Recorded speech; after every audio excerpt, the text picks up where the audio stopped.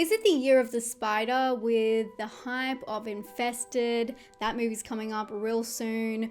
Madam Web, Venom The Last Dance? Did I miss a memo? Or maybe it's the year of disguised Australian horror films like Late Night with the Devil or new horror movie Sting, which happens to be an Australian production that also features spiders, and I have a feeling a lot of people think those two things always go together. But with a killer poster and teaser, I know a lot of us have been excited to check out this new spider horror movie. Sting is opening this week in American cinemas, and it is a little while before it opens up here in Australia, but I was lucky enough to be able to get a sneak peek. Set in New York City, the film follows Charlotte, a charismatic preteen who is getting up to all kinds of mischief. Trapped inside her apartment building during an ice storm, Charlotte taunts her neighbors with her little antics. The whole film takes place inside an apartment building, which in turn feels like a giant playground. But when she finds a small spider, her new project makes her jungle gym transform into a giant trap. The movie also has a comic book side plot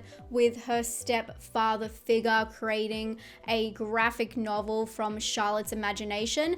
And yes, it's not lost on me, Charlotte's Web, I get it. I bring this up because it's starting to become almost a trope, having the childlike imagination creating a book that's meant to somehow illustrate the feelings and inner demons within a character. I guess this is really bad timing that this was also explored recently in the film Imaginary, but make no mistake, in Sting, this is not a metaphor. This film barely scratches the surface or makes any time to weave in inner demons, because this film suffers with something so much more deadly than mysterious venomous spiders. It suffers from an inconsistent tone, leaving me to wonder who this film is truly intended for. What starts as a fun, slightly campy tone is drowned out by bridging music that force feeds the atmosphere to us. Cue the music for the light-hearted character development. Oh, and now let's change into something a little bit more sinister, just so they know where the scary parts are. This gives the film more of a childlike demeanor, so I've gone from campy to childlike young adult. It's staying very surface level and very force-fed to the audience, and it doesn't weave in any metaphors or allegories. And I don't think that that is a negative for everyone, but although the film attempts to tie in the story about Charlotte and her father figure's bond, it feels like an afterthought, lacking any genuine emotional depth or complexity. So with all of that and the subject matter, it feels like the film could be made for a young adult audience, or possibly younger. But this is where I get confused, because although I may not be the target audience for this film, I can still appreciate its intent. But with its strong language within the dialogue, if you get what I mean, a lot of cussing, and its gore, which we will get to, it feels a little bit out of place for a young adult audience.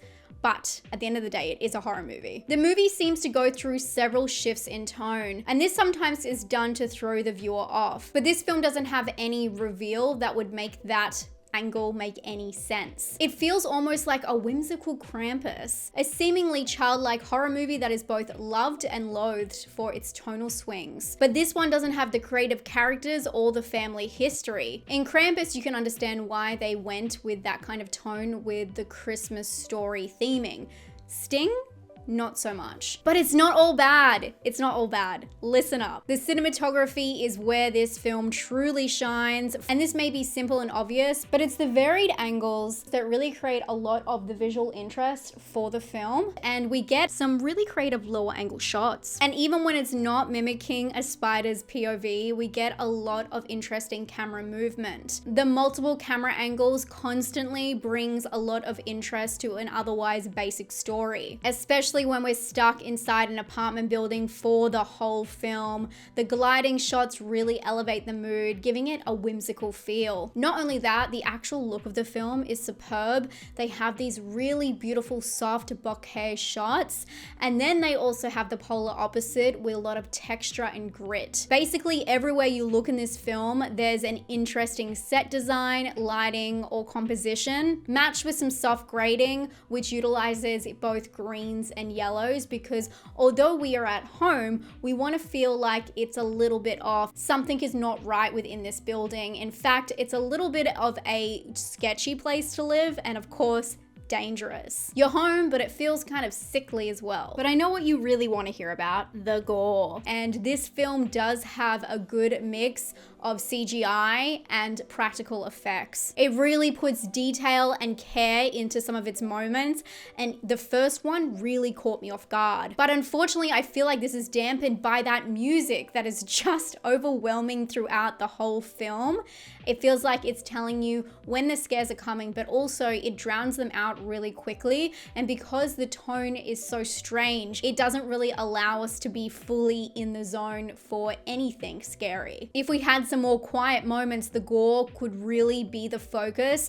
But with this strange, childish tone, a lot of the gore moments felt humorous. Doing a full circle moment all the way back to the campiness at the start of the film. It goes from campy to childlike, then to really gory. And then all at once. And while we're talking about gore, it is important to mention this film takes place inside of a large home, you know, apartments that are all linking together. And what do people have in their apartments? Pets, and it just feels like low-hanging fruit at this point. Overall, I think Sting suffers from a slight identity crisis.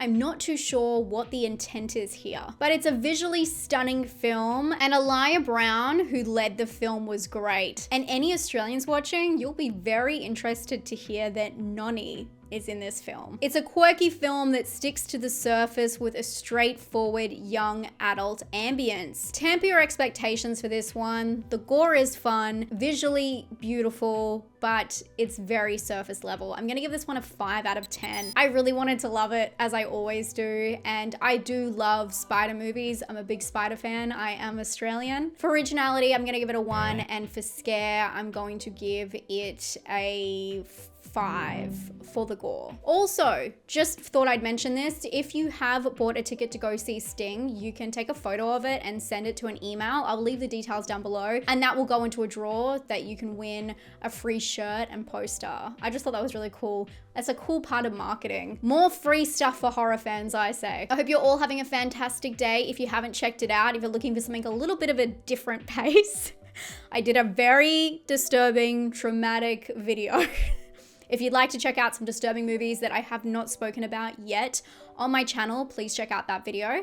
And I'll see you guys very soon for another horror review. Abigail, it's coming! Stay safe and stay spooky. Bye, friends.